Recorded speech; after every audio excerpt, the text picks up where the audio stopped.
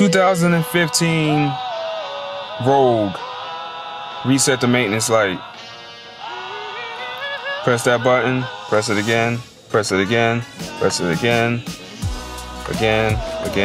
again. One more. Right there, down, maintenance, enter, oil and filter, reset. Yes. Back, tire, reset. Yes.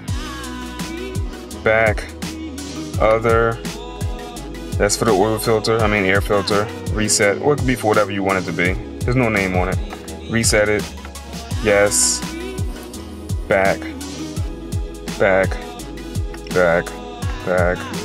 And you can leave it there. Wherever you want to leave it, that's fine. And we're done.